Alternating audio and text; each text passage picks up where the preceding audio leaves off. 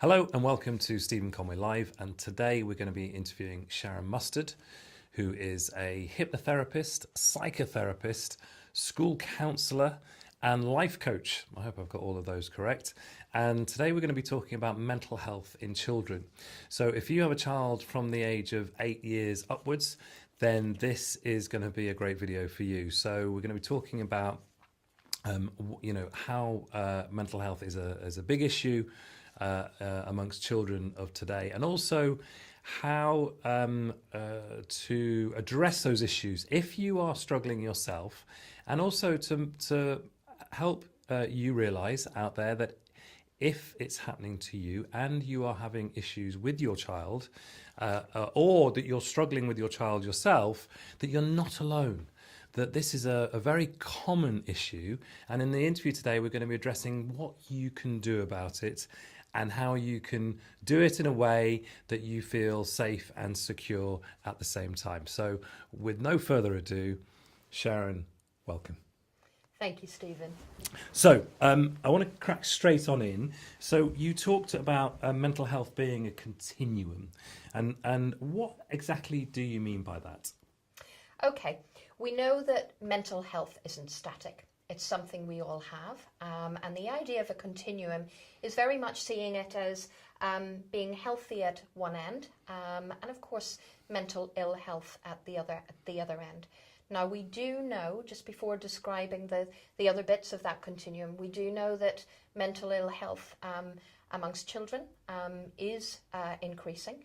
Now that may be about the awareness, that I should imagine that has an impact on that. But it may be also that a big contributing factor is the pressures that our children face in the modern world, and hopefully we'll be covering those a little bit more today. But the important thing as parents is to know that if your child is struggling, there are some things that you can do, but we'll also be talking about when to seek other help, to seek professional help, if that is what your child needs, and certainly not to jump to the conclusion that it's something that you're doing wrong, that as a parent somehow you failed. There are a lot of influences out there on our child, both other adults in the world, but just other pressures, including things like social media. So it's acknowledging that we all are able to help our children and to seek additional help if need be. And it's very easy to think that every other parent is doing way better than you, that every other child is doing way better than you, that they don't have the problems, it's only you that have the problem. And as a result, that can lead to that sort of taboo and embarrassment about seeking help. So what we're trying to clear up today, and what I hope will come out of this interview, is that you're not alone. You're most definitely not alone. And you obviously see all of these cases. You speak to a lot of parents and a lot of children, and it's tough being a child these days, and it's tough being an adult. It's more. I would think it's probably much more complicated now than it's ever been to be either a child or a parent. So, as parents, how do we help our children build emotional resilience? Okay. Excuse me, with being aware that in between those parts of being totally mentally healthy and ill health on that continuum, we know that we can also be reacting, so that the next part in from being mentally healthy. And that is acknowledging that actually there are going to be difficulties in life. There are going to be negative emotions that are experienced. There are going to be negative experiences. And as much as it's very tempting as loving, caring parents to want to shield our children from those storms in life, it is very, very important to allow them to experience. Of course, we want to be there metaphorically or literally holding their hand, but we want to help them develop the skills to be able to deal with life as it continues, and certainly as they grow into adults. So as parents, the best way to actually help them is to allow them to experience life, not to shield them from some of the difficulties if a parent's ill, or if there's someone close to them that is dying. If there is an issue of parents separating. You know, those are some of the big ones that children may be dealing with. But rather than not be honest with them, we've got to be honest in an age-appropriate way. But even with very young children, even below the age of 8, it is important not to give them promises, false promises that we can't keep, i.e. that someone's going to get better if it's an illness. But we also want to make sure that children feel that it's normal for them to feel emotions and to experience emotions. We know that with physical health, of course, having colds, having flus, having, the measles, whatever it might be, as children, helps to build our physical resilience. So emotional resilience is something that we can help children to actually develop as parents. The one other thing that I would say about that is that when we're talking about negative emotions, our children, all of our children, are going to be dealing with rejection, loneliness, stress, as in unhealthy stress. They're going to be dealing with failure, but they're also going to be dealing with having to manage success. And even that can be very difficult if we're not holding our children's hand and helping them through those experiences. Fascinating. So what do mental health is as a phrase, it's got a stigma attached to it. So can we sort of just clear that up a bit? What do we mean when we talk about mental health? Sure. Well, as you quite rightly said, mentioning the stigma, that for a very long time, it is changing, but it's evolving slowly. The idea of mental health frightens us because we naturally think of mental ill health or mental health problems. As I explained with that continuum, think about the fact that it's a little bit like we're an elastic band. We stretch and stretch and stretch. And most of the time, we're actually hardwired to be stretched, even as young children. But there comes a point where that can start to fray or to break. And when we think of mental health, we want to be thinking of developing those skills to stretch. So mental health, think in terms of it's the way that we interact with other people. It's the way that we build friendships, the ability to build relationships in lots of different contexts. It's our ability to communicate. It is how we feel about ourselves and others in the world. It's about our ability to psychologically and emotionally develop into believing in ourselves and to cope with those negative emotions that we talked about earlier. So it's really about having the ability to deal with the difficulties and the challenges that are inevitable in life. So if we start off thinking about mental health in that way, we don't necessarily jump to mental ill health straight away, because that may not be the case. And there's so many elements of it. It's not surprising that somebody can get out of whack quite easily, whether it be the child or the parents. You know what I mean? So how do we help our children to deal emotionally with the ups and downs of life? What are the sort of key tips that we could give to a parent just to guide them through this? Because it's complicated. It is complicated, most definitely. Honestly, as I mentioned earlier, really is the first one. We know that there isn't a handbook for parenting, so it's not a matter of saying if your child is this age, then say this. If your child is this age, then say this.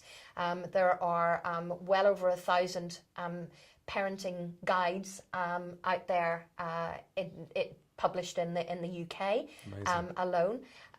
Each one of them claims to be the definitive guide. And each one probably saying something different. Saying something different. Right. Exactly that. Now, as much as those can be helpful and useful, please do remember that your child is unique. They're an individual, as every child is. So take your cues from how they're reacting, how they're understanding. The important thing with normalizing emotions is to understand, or for children to understand, that the ups and downs of life do happen, and it's quite normal to feel upset, to feel worried, to feel scared, to feel sad when we're reacting to experiences in life. However, we as parents and as other adults around, need to be aware of how open we need to be about our own emotional experiences. Not to give, certainly a young child, the absolute details of what's going on. But if we're feeling upset, if we're feeling sad, if we're feeling anxious, our children, by seeing us normalizing emotions, will understand that it's nothing for them to be ashamed of. It's nothing for them to feel that they've got to hide from us, or that there's something wrong with them. So normalizing that as adults is a really important way forward. Fantastic. Under what circumstances may it be time to seek help or advice from outside of the family? Where do you say to self, okay, now is the time, and it's okay to seek help? In fact, it's not only okay, it's a good idea to try and nip it in the bud while it's a small problem. Yes. Rather than letting it get out of control. So how do you know when to go, right, I need to find somebody like Sharon to help me out? Sure. Okay. Well, of course, keep that conversation going with your children at all times, even when things are going well. If, however, a child is really struggling or finding it difficult to engage in normal life, now we're talking about things like being able to study or to focus or concentrate, if they're finding it difficult to go to school, or that is becoming a persistent case of anxiety for them, if they're finding it difficult to eat or to sleep, then again, that's perhaps more cause for concern. If they're finding it difficult to engage or play with their friends, and they're finding it difficult to do things that they enjoy, again, that could be time to seek help. What I would always say is, first of all, perhaps speak to a teacher or someone that's involved within the school, just to get that different perspective. Parents very often are worried about that, as you raised earlier. So it's important to ensure that parents don't feel it's their failure as a parent or that they've done something wrong. If the teacher is recognising that perhaps there is something here that the child may need help with, as a parent, see it as an opportunity to help your child develop that emotional resilience. This is a good opportunity. We don't want our children to struggle in life, of course we don't. But if they do, then that's an opportunity for them to develop those all-important life skills. It may be speaking to your GP, again, something that frightens parents, but if you're concerned that your child is struggling, the teachers, GP, they are people who tend to have good contacts for a counsellor that's involved in the school, or to have contacts outside of the school as well. So they'll be able to signpost you really to where is best to go. And it's all confidential, nobody's going to mention anything, you're not going to be suddenly seen by the school as being a failure or anything of that. And actually schools are very well geared up these days, if I understand rightly, that a lot of schools have school counsellors now. Yes. And not only do they have school counsellors, but they're dealing with multiple issues with children that other parents are just not aware about because the school keeps it confidential. And an example of that, we've got very good friends who I would have said were the most amazing parents ever. And then I had a drunken conversation with them not so long ago, and they said, no, we're struggling with one of our kids and it's really tough. And I was like, God, it just goes to show that you don't realise that it is quite common, out there. That's an interesting thing. So very much one of the tips that you give is talking about stress buckets. So, and I think this would be a really useful tip for parents. Do you want to just explain the concept of stress buckets and how they work? Sure, absolutely. Stress buckets is a great way of helping children to be aware that we all have stresses. That's an inevitable part of life. And it's to build ways that they can actually address them. So it's first of all that awareness, and also their acknowledgement that we all have to actively work at our mental health. So first of all, using the analogy of a stress bucket to explain to your child that we all have a bucket, and we have things in life that can start to fill that bucket up. So the different stresses that are acting on us at any one time. So we're all reacting to whatever is happening to us as adults or children, remember. And as we all have a stress bucket, of course, some of the smaller or more minor stresses can build up and build up and build up. And sometimes that bucket can threaten to be overfilled or even to overflow. And of course, that may be used as a metaphor as the time when children may need help. So when we were talking about that earlier as to when they may need some professional help, that can be a good way to open that conversation with the child as to it's okay to actually get some help here outside of the family. So once we've described that analogy of using a stress bucket, physically to have a number of jars or buckets and some water or some liquid, can even put a little bit of food colouring to make it a little bit more interesting. And when you have lots of your containers, buckets or jars, build up some scenarios with your child as to the type of stresses that could happen in life. Of course, you want to relate it to the life and the experience of being a child.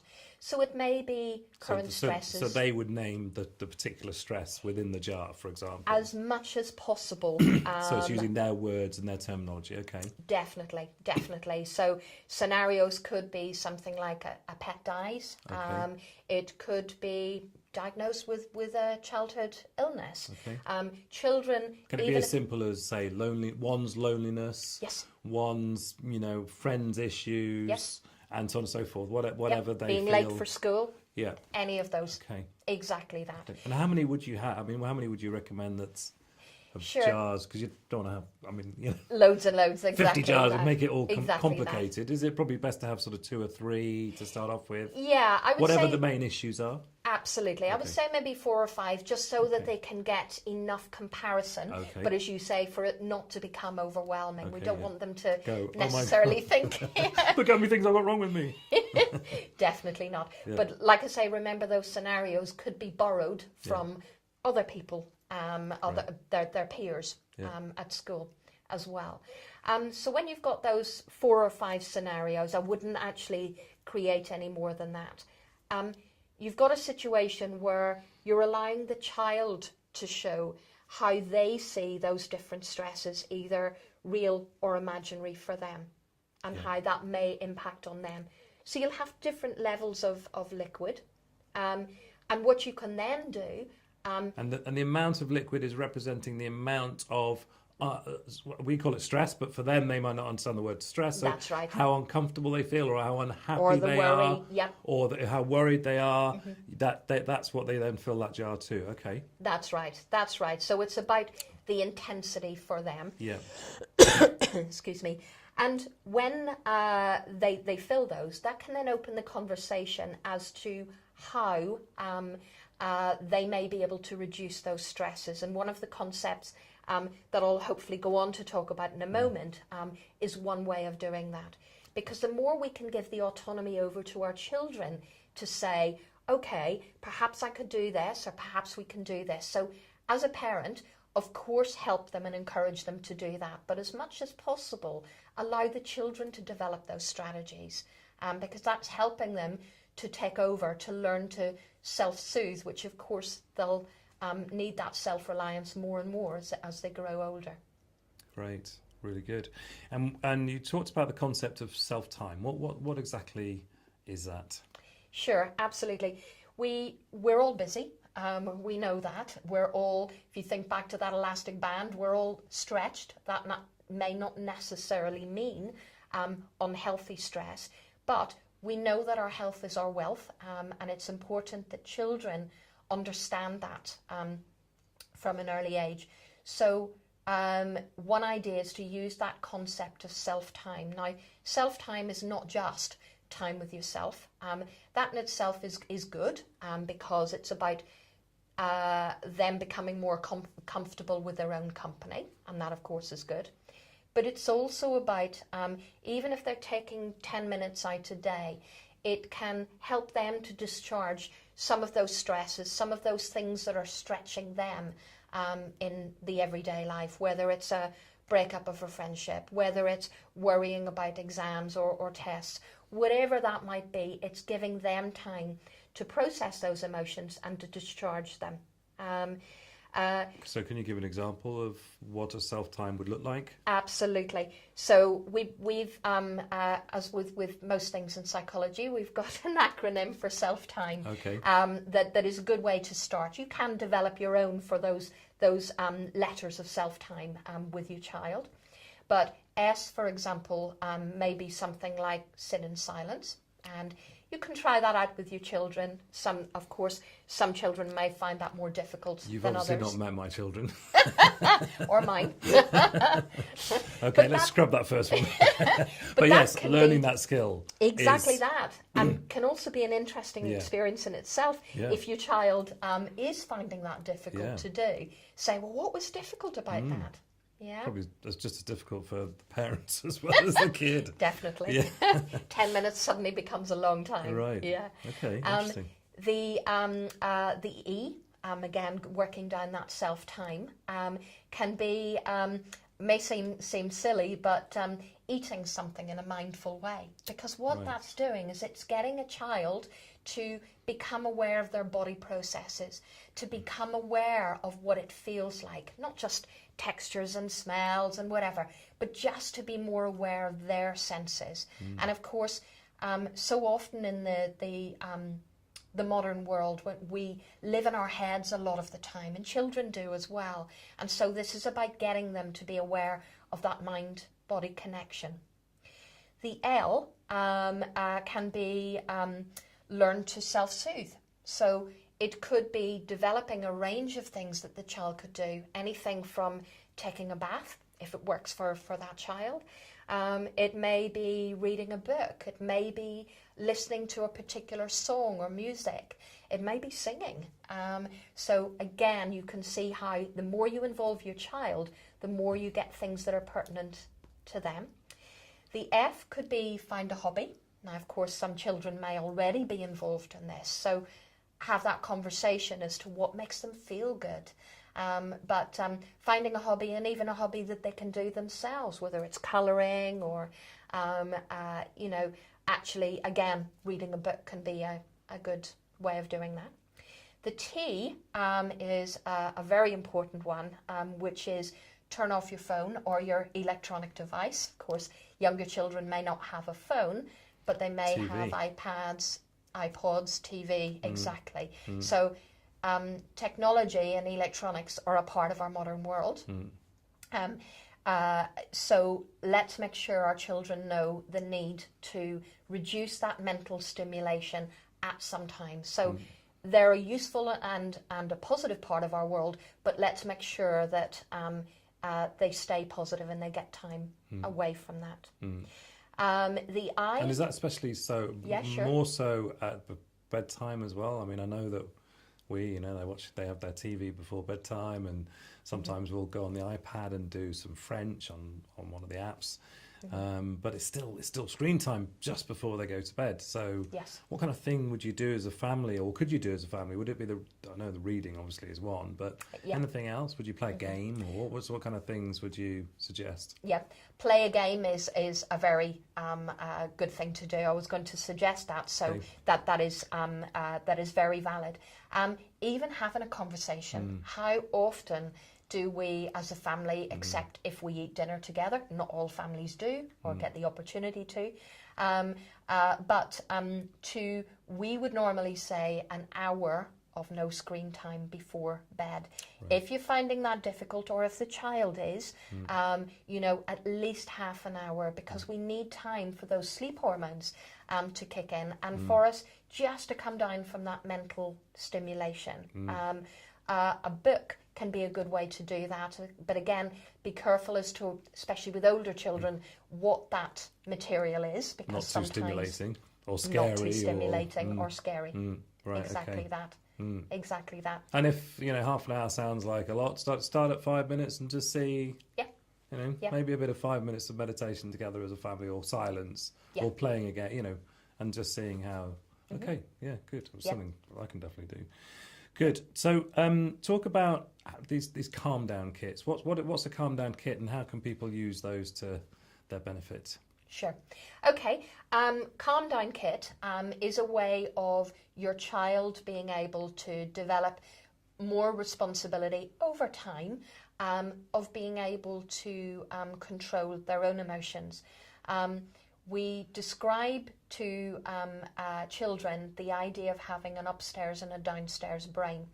And our brain works best when the communication between the two of them, i.e. the staircase, as we explain it to children, is well and truly there, so that the upstairs, the problem solvers, the decision makers, can walk to downstairs, and vice versa. The emotions can give the benefit of their knowledge and what they're observing and their emotional memories to the upstairs.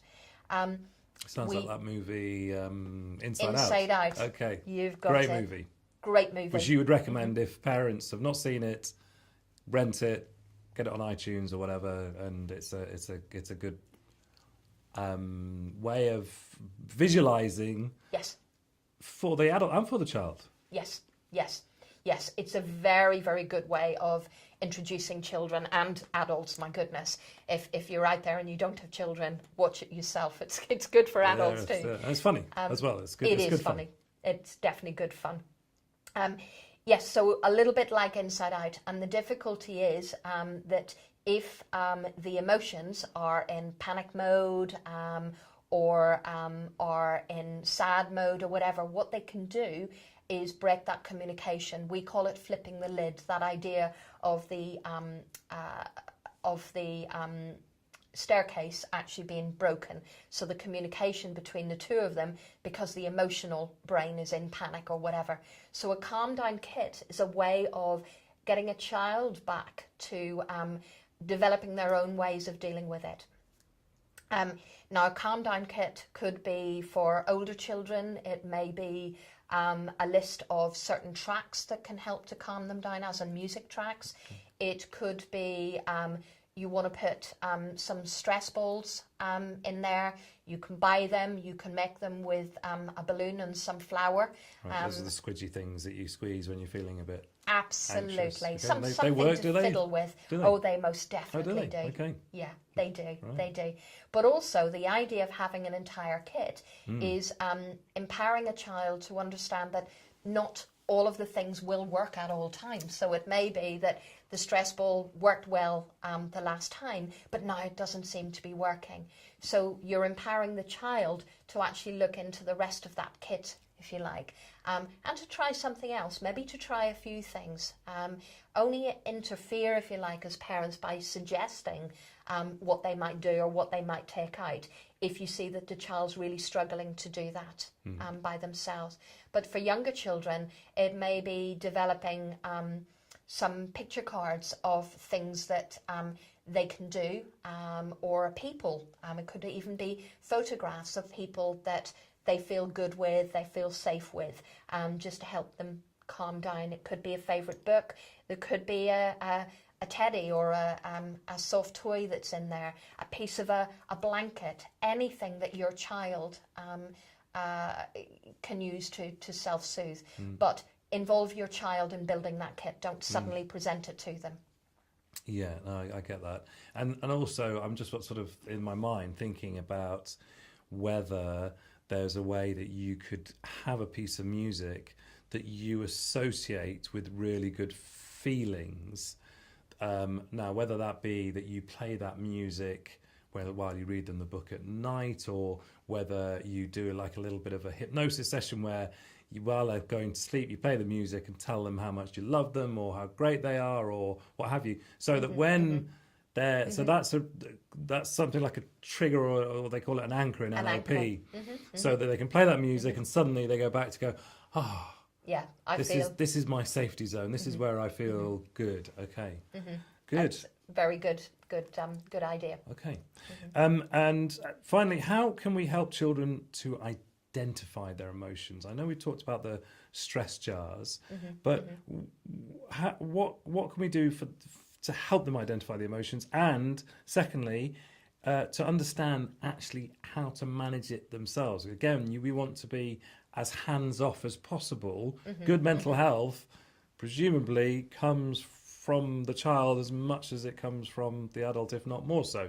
So what are your suggestions there? Yeah, absolutely. Okay, using something like a feelings chart. If you search on the internet, you'll find lots of examples of what are commonly called feelings chart. And in fact, Inside Out, especially for children who have seen the movie, can be a great way of using the characters. You had joy, sadness, anger in there. Anger's hilarious. Yeah, absolutely. Yeah, very good. Which is quite clever that you've created this. There's created this character that's really angry but very funny at the same time. Very funny at the same time. That takes the sting out of it straight away. Exactly that. But how often are our children told that anger's a bad thing? Should never feel angry. Yeah. Well, if you teach a child from a young age to suppress anger, then you're going to have a big problem there, because we all feel angry, and that's quite a normal emotion. Of course, it's how we then respond to that anger.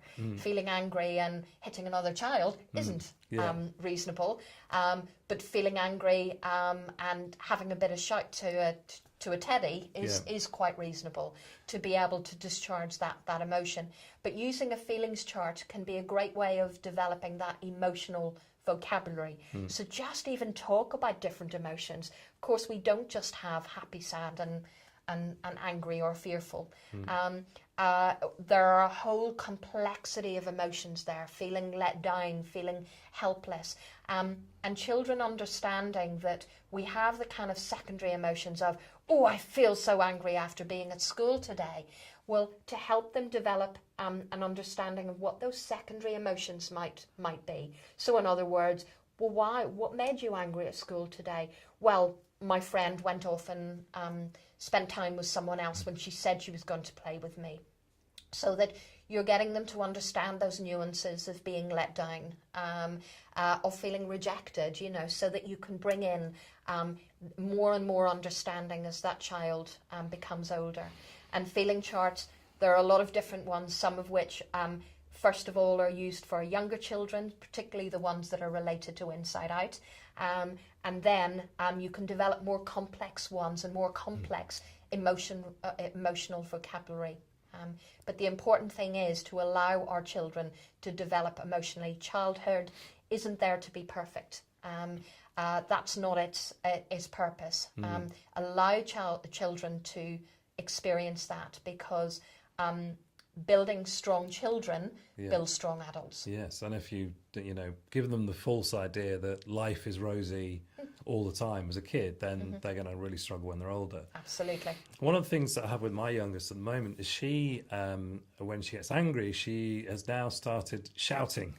Okay, and she will occasionally lash out at her sister. Now, what I'm trying to encourage her to do is say that the shouting element is not necessary, that she can tell us about her unhappiness and talk to us without shouting. Yes. We will listen to her. We acknowledge that she's angry and we acknowledge that she's got an issue, but I'm trying to get her not to shout and lash out. Is that the right thing, or is there an element that we need them to express that anger? I'm not sure as a parent whether I'm doing the right thing by saying it's okay to be angry, but you can communicate it in a different way. Am I doing that the right? I'm not sure whether I am doing that right. You completely are, Okay. because yes, we do need to teach our children to express emotions, but to express them appropriately. And of course, if they're shouting at their siblings when they feel angry, great, but what happens when they shout at someone at school? Or so one of the things that I would always do is to have a conversation about how someone else might be feeling when they're being on the receiving end of shouting. Of course, we're not responsible for someone else's feelings. We can't make them feel that way. So it's important to have a conversation about that. But they do need to be aware that their shouting is creating a scenario where there's going to be some sort of emotional response in someone else.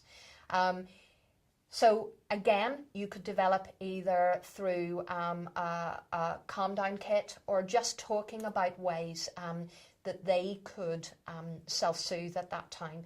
So it may be saying, what do you actually need when you're feeling like that? What do you need to do? And if they're saying, of course, to shout at my sister, then you can say, well, what else could you do? If you're feeling really angry, what happens?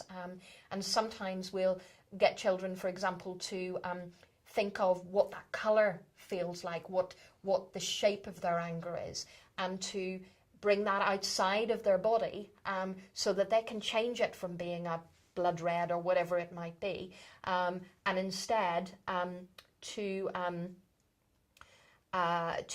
get them to almost match the colour of the background that they see that shape and colour against. So what they're doing is they're learning to manage those emotions so that, again, if that staircase between the upstairs and the downstairs brain is being broken, what they're doing is developing ways to get it back.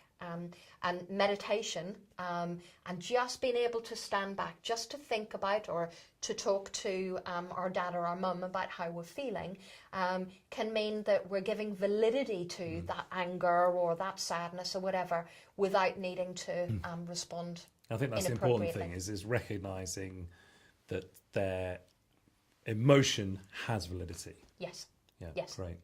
One of the other common issues these days, and this is a massive subject on its own, so I just wanted to sort of you just to cover it in a from one angle, is social media. Social media is creating so much pressure for both children and adults. What's the most common issue that you're coming up with for social media, and can you give a quick tip about how they can deal with it? Sure. Okay. Well, if we think of the issue of if something has happened with a friendship group at school or a child is feeling excluded or not belonging, of course their views about themselves may well be affected. So it's going to lower their sense of self-esteem or self-value. So if a child is worrying about whether people like them or whatever, that is very often the time when they're more likely to use social media, that somehow they actually want to see that people like them or people are including them, etc. The difficulty is if a child is already feeling quite low in self-esteem and going on social media, think of some of the things that we see on Instagram, with children it's more likely to be Instagram, Snapchat or Facebook for older children. People are talking about all the stuff that they want you to hear, how exciting, how wonderful their lives are. And this happens with adults too. Adults go on to, for them to feel better. And actually social media is the very last thing that's going to make you feel better if you're already feeling quite low, that low self-esteem. Because again, you can sort of look at everybody else's life and go, oh my God, they're having the most perfect, fun-filled, amazing life. Look at me. I know. And children are exactly the same. If somebody's saying, oh, I'm round at such and such's house, and you're already feeling like you've had an experience of exclusion at school that day, how is that going to make you feel when you hear someone's around someone else's house? So it's about understanding that if we teach our children to be mindful, I'm not saying cut social media out altogether, because I think it's a part of our modern world and we've got to accept this. It's a part of our children's world. And of course, if we exclude them from that altogether, as some parents certainly seek to do, we're excluding them from a big conversation on the playground, a big sense of belonging. So and potentially will give rise to bullying. Absolutely. Because again, you're not in the gang. Group. Exactly. Okay. You're quite right. So Go on. So teach them to be mindful. So think about how they're feeling. Again, back to those emotions before they go on Instagram or whatever it might be. Think about, get them, again, being mindful to think about what they actually want from that particular accessing social media at that time. So that if they're saying, I'm feeling sad, I've had a bad day, I want to, see if there are any of my friends on there, then get them to think about how that may make them feel. So it's best for children to access social media when actually they're feeling quite good themselves. And of course, as we said, with mental stimulation, you've got to be very, very careful of limiting that time. And how do you educate your children that everybody, again, that the other children's lives, that they're having the same worries, concerns, issues that you're having, that their life isn't perfect? Yeah. How do you do that in a way that is, not putting another child down, but so just managing it in an elegant manner? I see what you mean. I think the more that we have those discussions with our children about the struggles and the pressures in life, they'll automatically start to think about other people's lives and the fact that they're not going to be perfect either. Of course, if there has been a particular issue with another child, especially if it's a child that you don't know about, which you can say, well, let's think about what might be going on for them. Okay, so one of the things that we can do with children is draw a maybe pie, a way of them saying, well, maybe they were having a bad day and that's why they weren't very nice to me. Maybe they're worried about another child not liking them. Maybe they don't feel good about themselves today. Now, you don't know whether any of these are true. Your child probably doesn't either, although they might be more informed with knowing the child. But what you want to do is develop that kind of pie to say, well, the only maybe is not necessarily that they don't like you or that you're not as good as another friend. So what you're doing is you're kind of gently introducing the fact that other children may have worries and difficulties and stuff that's going on for them too. Great. Sharon, this has been fantastic. I could talk to you for another 5 hours. It's such a huge subject. I hope you'll come back again. If you've enjoyed this at home, then you might want to find out more information. You can go to mustardtherapy.co.uk, which is Sharon's website. Am I right in saying that? That's right, yeah. Where are there resources on there that they can find out more information, or certainly contact numbers if they need to get hold of you to have a chat? Certainly contact and information about lots of different areas that we see as psychotherapists and hypnotherapists. Because we work with children and adults, just be aware that mustardtherapy.co.uk is going to have information about both. Okay. And if they want to have a private, quiet chat at no cost to them, you are open to having a short chat with them over the phone to discuss their issues and completely confidential? Yep. Great. Absolutely. We can also provide a face-to-face initial consultation at no cost if they've got questions to enable them to make an informed decision. Or if they want to email you in the first instance, they can do that as well and just describe what their issue is. Perfect. Sharon, thank you very much indeed. I hope you've enjoyed this at home. If you would like me to explore any further subjects or go more in depth about social media or what have you, please put a comment in the box below. Likewise, if you've enjoyed this, please share it. Obviously, we want to help as many people as possible. And if there are any other comments or any other things that you would like to raise with us, put it in the comments box or contact us via email or via Facebook. And, hopefully we can cover some more interesting subjects for you to help your life become a little bit easier. So we'll see you on the next one.